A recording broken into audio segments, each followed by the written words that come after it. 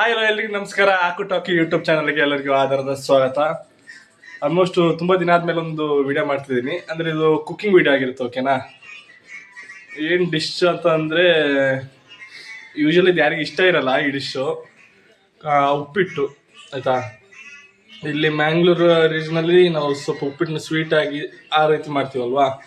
But ಇದು ಹೆಂಗಂದ್ರೆ north Karnataka ಸೈಡಲ್ಲಿ ಸ್ವಲ್ಪ ಖಾರ ಎಲ್ಲ ಇರುತ್ತಲ್ಲ, ಆ ಥರದ್ದು ಉಪ್ಪಿಟ್ಟಿದ್ದು ಸಜ್ಜಿಗೆ.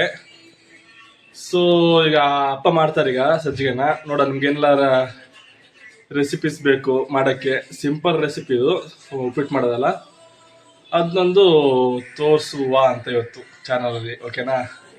ಸೊ ಯಾರೆಲ್ಲ ಬ್ಯಾಚುಲರ್ಸ್ ಇರ್ತಾರೆ ಮತ್ತು ಆಲ್ಮೋಸ್ಟ್ ಲೇಡೀಸ್ಗೆ ಎಲ್ರಿಗೂ ಗೊತ್ತಿರುತ್ತೆ ಸಜ್ಜಿಗೆ ಮಾಡೋದೆಲ್ಲ ಹೇಗೆ ಅಂತ.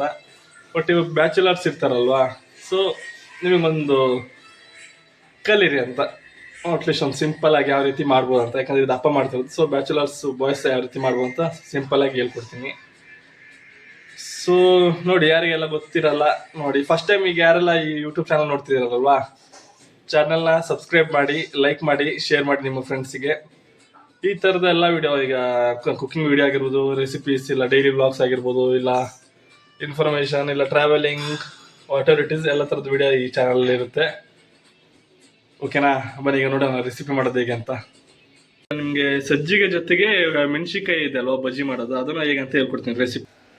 ನೋಡಿ, ಸಜ್ಜಿಗೆ, ತೋರ ಸಜ್ಜಿಗೆ, ಟೊಮೆಟೊ, ನೀರುಳ್ಳಿ, ಮೆಣಸಿನ್ಕಾಯಿ, ಹಸಿಮೆಣಸು, ಕೊಬ್ಬರಿ ತುರಿದಿರೋದು, ನಿಂಬೆ, ಶೇಂಗಾ ಬೀಜ, ಉದ್ದಿನ ಅಲ್ಲ, ಉದ್ದಿನ ಬೇಳೆ, ಸಾಸಿವೆ, ಜೀರಿಗೆ, ಉಪ್ಪು, ಸಣ್ಣ ಉಪ್ಪು, ಕಡಲೆಬೇಳೆ.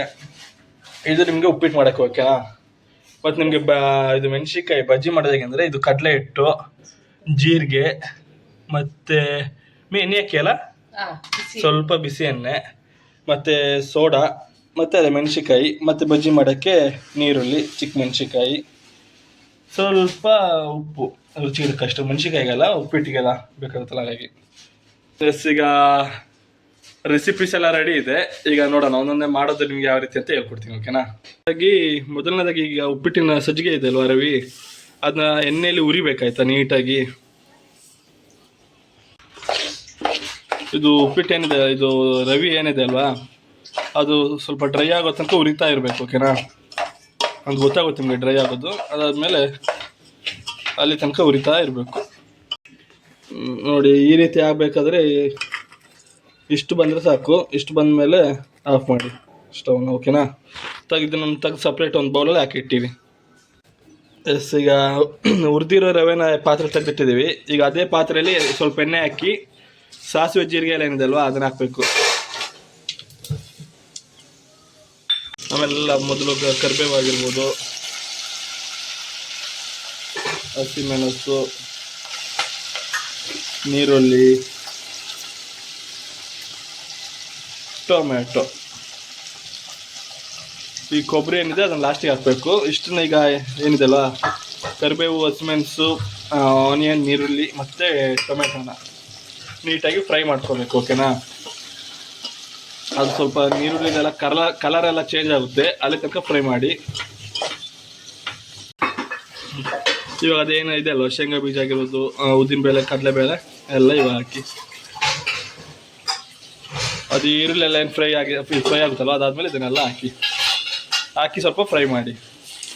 ರುಚಿಗೆ ತಕ್ಕಷ್ಟು ಉಪ್ಪು ಹಾಕಿ.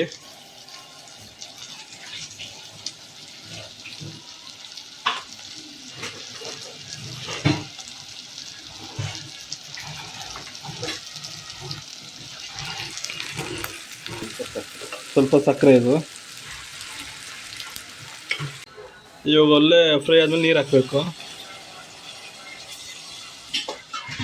ಎಷ್ಟು ಕೆ ಜಿ ರವೆ ಇದು? ಅರ್ಧ. ಏನ? ಅರ್ಧ ಕೆ ಜಿ ರವೆ ಇದೆ. 3 ಲೋಟ, 4. ಅರ್ಧ ಕೆ ಜಿ ರವೆಗೆ 4 ಲೋಟ ನೀರು ಹಾಕಬೇಕು. ಓಕೆನಾ? ನೋಡಿ, 4 ಕೆ ಜಿ ಅರ್ಧ ಕೆ ಜಿ ರವೆಗೆ 2 ಲೋಟ ನೀರು ಹಾಕ್ಬೇಕು. ಎಲ್ಲ ಫ್ರೈ ಎಲ್ಲ ಆದಮೇಲೆ 3.5 ಇಲ್ಲ 4 ಲೋಟ. ಇದು ಚಂದ ಕುದಿಬೇಕು. ಕುದಿಬೇಕಾದ್ರೆ ಈ ರವೆ ಏನಿದೆ ಅಲ್ವಾ, ಈ ರವೆನ ಹಾಕಬೇಕು. ಓಕೆನಾ? ಕುದಿಲೆ ಇದು ಸ್ವಲ್ಪ ನೀಟಾಗಿ ಕುದೀತಾ ಇದೆ ನೀರದು ಆವಾಗ್ಲದು. ನೋಡಿ ಈಗ ರವೆ ಹಾಕ್ತೀವಿ. ರವೆ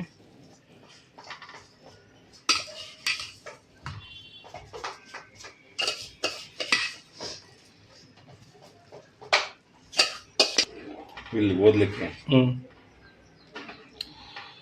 ನೀಟಾಗಿ ಮಿಕ್ಸ್ ಮಾಡಿ ಆಯ್ತಾ. ರವೆ ಹಾಕಿದ ತಕ್ಷಣ ಹಂಗೆ ಬಿಟ್ಟರೆ ಅದು ಗಂಟು ಆಗುತ್ತೆ. ಈ ರವೆ ಲೋಸು ಹಾಕಿದ ತಕ್ಷಣ ನೀಟಾಗಿ ಮಿಕ್ಸ್ ಮಾಡ್ಬೇಕು. ಅದನ್ನ